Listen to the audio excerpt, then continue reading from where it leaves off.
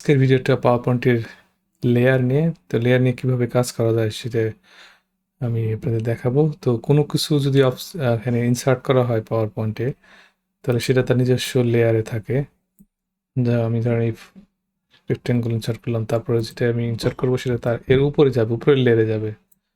তারপরে যদি যত ইনসার্ট করতে থাকবো সেটা তত তার উপরের লেয়ারে যেতে থাকবে। আমি কয়েকটা অবজেক্ট ইনসার্ট করছি। শেপ, লাস্টেরটা হচ্ছে স্টার। তো এগুলোর আমি কালার দিই, এখান থেকে কালার দিই।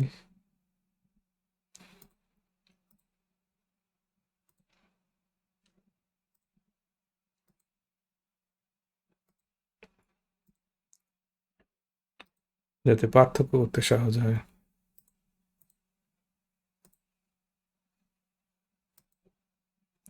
আচ্ছা, তো যেভাবে ইনসার্ট করছি সেটা তার উপরে চলে আসে। তো আমি আর এরপরে আর একটা ইনসার্ট করে দেখাচ্ছি, সেটা হচ্ছে একটা পিকচার ইনসার্ট করবো এই স্টক ইমেজ থেকে।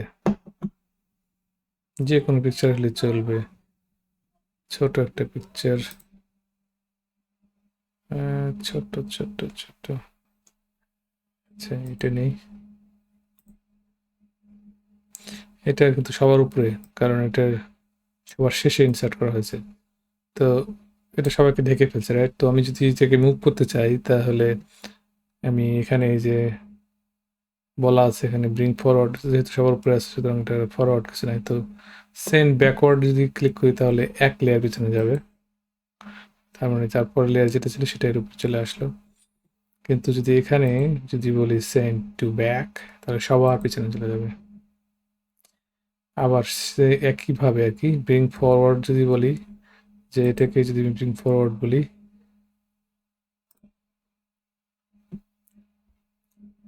ক্লিক করি, তাহলে এক লেয়ার সামনে আসবে। আর যদি বলি ব্রিং টু ফ্রন্ট, সবার উপরে। এভাবে এরকম ফ্রন্ট ব্যাকে নেওয়া যায়। তো তারপরে এগুলোকে আবার আরেকটা কাজ করা যায়, যদি আমি এটা সবার উপরের, এটা সবার নিচে, তো তারপর এই দুটো হচ্ছে দুইটা লেয়ারে আছে। আচ্ছা, তার আগে এটা এগুলোকে ম্যানিপুলেট করার একটা সহজ উপায় হচ্ছে, যেহেতু এটা ইন্টারফেয়ার করছে আমি ভালো মতো বুঝতে পারছি না। তো এগুলো আমি হোমে যে বা হ্যাঁ হোমে যে আর কি অ্যারেঞ্জের এখান থেকে সবার নিচে যে সিলেকশন পেন আছে সেটা যদি যাই, এখান থেকে যাওয়া যায়, অথবা এই সিলেকশন পেন এই সিলেক্টের এখান থেকেও যাওয়া যায়। তো এই সিলেকশন পেনে যায় তাহলে দেখা যায় সবগুলো, যেগুলো যেগুলো আমি ইনসার্ট করছি এখানে সবগুলো। সবার শেষে যে পিকচারটা দেখা যাচ্ছে, সবার নিচেরটা হচ্ছে সবার নিচের লেয়ার, আর সবার উপরে যেটা হচ্ছে রেক্ট্যাঙ্গল সেটা হচ্ছে সবার উপরের লেয়ার। তো আমাকে যেহেতু ইন্টারফেয়ার করছে এই পিকচারটা, তো এটাকে আমি দেখা বন্ধ করে দিতে পারি। এই আয়ে যদি ক্লিক করতে, তাহলে এটা আর দেখা যাবে না। তো আমি এখন সহজে কাজ করতে পারবো। তো আমি যেটা বলছিলাম, যদি দুইটা অবজেক্টকে, এটা ওভাল, এটা হচ্ছে সবার নিচের উপরেরটা, এবং এই তারপরে রেক্ট্যাঙ্গল হচ্ছে এটা, এটা সবার উপরেরটা, এই দুটাকে আমি যদি ক্লিক করে সিলেক্ট করলাম। আচ্ছা, সিলেক্টের ব্যাপারটা আগে দেখাই। যদি সিলেক্ট এমনিতে মাউস দিয়ে করতে চান, তাহলে পুরো একটা বিরাট বৃত্ত করতে হবে। যদি আমি একটু বাদ রাখি, তাহলে শুধু এটা করার কারণে শুধু একটা সিলেক্ট হবে, উপরেরটা হলো, যেহেতু এটাকে পুরোটা কভার করছিলাম। তো এটা কভার না করার কারণে পুরোটা সিলেক্ট হয়, দুইটা সিলেক্ট হয় না। দুইটা সিলেক্ট করার জন্য এরকম পুরোটাকে কভার করতে হবে, দুইটাকেই। এইগুলো এগুলো পার্শিয়াল কভার করে লাভ নেই, এগুলো সিলেক্ট হবে না, যদি দুইটাই সিলেক্ট হবে। আবার আরেকভাবে সিলেক্ট করা যায়, একটাকে সিলেক্ট করে শিফট বা কন্ট্রোলের চাপ দিয়ে, শিফটই ভালো হয়, শিফটের চাপ দিয়ে নিচেরটা আরেকটাকে যদি আপনি ক্লিক করেন, তাহলে দুইটা সিলেক্ট হয়ে গেল। তো এই দুইটা যদি আমি এখন শেপ ফরম্যাটে যে বলি মার্জ করি, একটা শেপ করি, ইউনিয়ন বা যে কোনো কিছুই করি, তাহলে এই দুইটা মিলে যে ফর্মটা তৈরি হলো আর কি, যে শেপটা তৈরি হলো, এটা একটা নতুন নাম হয়ে গেল ফ্রিফর্ম শেপ 8। এটা সবার উপর চলে আসলো, যেহেতু সবার উপরটার সঙ্গে আমি এটাকে মার্জ করছি। তো এভাবে আবার লেয়ার চেঞ্জ করে দেওয়া যায় আর কি এই শেপগুলো। তারপরে এটাকে কিন্তু আর ব্যাক করা যাবে না। কিন্তু আরেকটা ভাবে করা যায়, সেটা হচ্ছে এই অ্যারো এবং ট্রায়াঙ্গল, এই দুটো আছে হচ্ছে এই যে এখানে। আর এখানকার ব্যাপারটা এরকম, যদি আমি এখানে সিলেক্ট করি তাহলে এখানে হাইলাইট করবে। আবার যদি এখানে হাইলাইটে আমি ক্লিক করি, কোনোটা হাইলাইট করে দিই, তাহলে সেটা এবার এখানে সিলেক্ট করবে এরকম। তো এই দুইটাকে যদি আমি এখন সিলেক্ট করে তারপরে এতে এটার মানে রাইট মাউস ক্লিক করে বলি গ্রুপ, তাহলে একটা গ্রুপ হয়ে গেল। এবং এটা যদিও ইন্ডিভিজুয়াল এটার ভিতরে আছে, যেখানে দেখা যাচ্ছে গ্রুপ 9 এই সিলেকশন পেনে, তো ইন্ডিভিজুয়ালি আছে, তারপরে এটা একটা গ্রুপ মানে এভাবে মুভ করবে। এখন এটা কিন্তু সবার উপরে যেটা ছিল যে অ্যারো, তার উপরে চলে গেছে, তার মানে হচ্ছে এই অ্যারোর লেভেলে আছে। ট্রায়াঙ্গেলটা যেহেতু যদিও পরের মানে পরের লেয়ারে ছিল, নিচে ছিল, তারপরে দুইটা উপরের লেয়ারে চলে আসছে। তো এই যে যখন আমি এটাকে মুভ করবো, তো এখান থেকে মুভ করা যায়, বিভিন্ন লেয়ার নেওয়া যায়, এগুলো নামও দেওয়া যায়। এটার নাম দিতে পারি ট্রায়াঙ্গল, ট্রাই অ্যারো, একটা নাম দিলাম। তো এটা যদি আমি এখন মুভ করি, এখান থেকে মুভ করা যায়, এই যে ড্র্যাগ করে সিলেক্ট করে যদি আমি ড্র্যাগ করে নিচে নিয়ে আসি,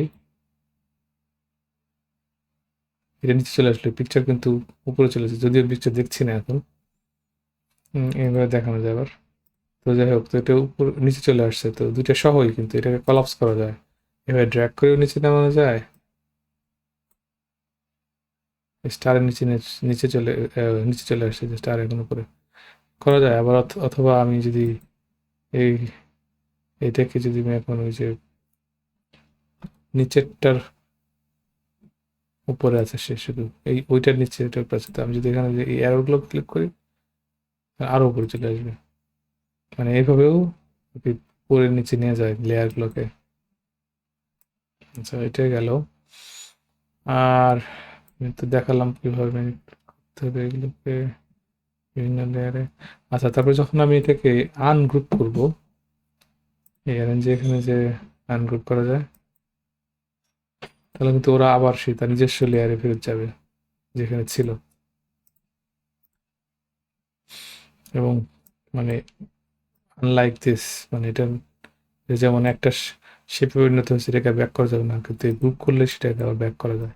এমনকি গ্রুপ করার পরে ধরেন এই দুইটাকে আমি গ্রুপ করে দিচ্ছি, এরপরে ডাবল ক্লিক করলে কিন্তু ইন্ডিভিজুয়ালি সিলেক্ট করা যায়, এখানে আমি কিছু লিখে দিতে পারতাম। আচ্ছা, তো এই হচ্ছে মেনলি ব্যাপারটা আর কি, লেয়ার নিয়ে কাজ করা। প্রত্যেকটা অবজেক্ট তার নিজস্ব লেয়ারে থাকে, তারপরে কোনোটাকে সবার পিছনে পাঠিয়ে দেওয়া যায়, সবার সামনে নিয়ে আসা যায়, ব্যাকওয়ার্ড ফরওয়ার্ড এগুলো করা যায়। এখান থেকে যদি খুব কাজ করতে অসুবিধা হয় তাহলে অফ করে দেওয়া যায় আর কি। তারপরে বাকিগুলো নিয়ে কাজ করা যায়। আপনি যদি একটা অবজেক্ট নিয়ে কাজ করতে চান, যে না ঠিক আছে আমি শুধু এই স্টারটা নিয়ে কাজ করবো, বাকি সবগুলোকে অফ করতে, তখন এটা নিয়ে আপনি কাজ করতে পারেন। আবার বা পর শেষ হয়ে কাজ শেষ হলে তারপরে বাকিগুলোকে নিয়ে আসতে পারেন লেয়ার। এই লেয়ার ব্যাপারটা ফটোশপে লেয়ারের মতোই কাজ করে। আজকে এই লেয়ারের উপর ভিডিওটা এখানে শেষ করছি, পরবর্তী ভিডিও দেখার আমন্ত্রণ রইল।